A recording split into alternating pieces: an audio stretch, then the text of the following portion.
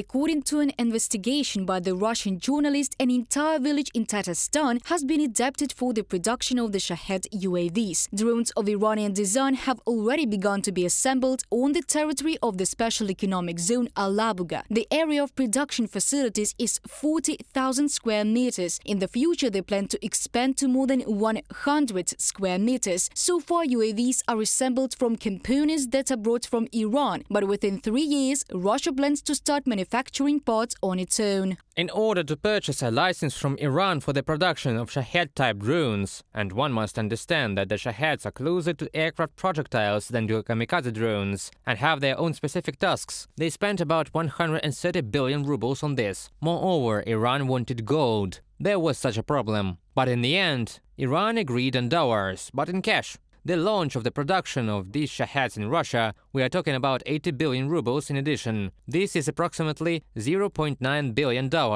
This whole process will be gradual, and they will begin with finished products. Until February the 24th last year, Iran had been the most sanctioned country in the world, after which it lost the championship to Russia. The creation of Shahed drones in a country isolated from the civilized world affected the quality of the UAV. No modern technologies are used in production, experts say. If we are talking about terrorist equipment, it can be quite simple, but still dangerous due to the fact that it carries military explosives. But when we talk about Ukrainian equipment, then more often it is high-tech that contains systems of modern radio communications, surveillance systems and so on, which allow to use the drones for their direct intended purpose, and this is aerial reconnaissance. Russia is unlikely to be able to improve the quality of the Shaheds either. Sanctions will not allow the import of components and dual-use goods into the country that can be used in the creation of weapons, and all that remains for the aggressor country is to take the quantity of UAVs rather than quality. Therefore, the Russian army is launching Shahed simultaneously with the missiles on peaceful Ukrainian cities in order to deplete air defenses. I am sure they won't change, they can get only worse. I think that we will talk about the establishment of mass production. The first batches rarely differ in stable quality, and again, these are production issues. We are talking about the fact that at the first stage they will be creating an assembly from Iranian spare parts. Completely and gradually there will be localization of production.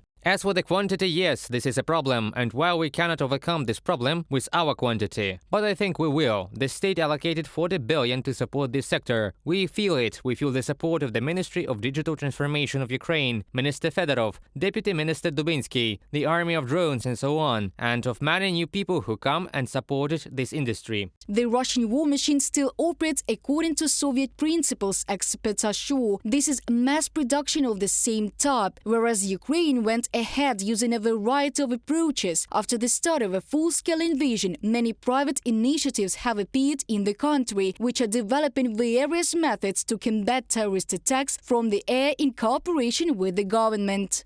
We have a boom in different types of drones in Ukraine. There are many companies, many from the IT environment, many from the hubs environment, which simply exercise trained on some kind of gliders. Someone flew drones just for themselves. They rushed into the military sector. It is clear that this will be both during the war and after the war. The strongest will survive, those who will be adapted to military operations. But we have a very wide range of Ukrainian drones. It is much wider than the Russian one. Ukrainian air defense has become more perfect. They hit the vast majority of equipment that poses a threat to peaceful Ukrainian cities, so it's a matter of time when it stops working at all. Do not forget that modern types of weapons, including UAVs, are supplied to Ukraine by dozens of countries. According to experts, Ukrainian-made drones are more often used by the armed forces to carry out tasks farther than 10 kilometers from the launch site. Foreign models help the military in close reconnaissance. Reported by Diana Kolesnik, Larisa Zubenko, UATV News.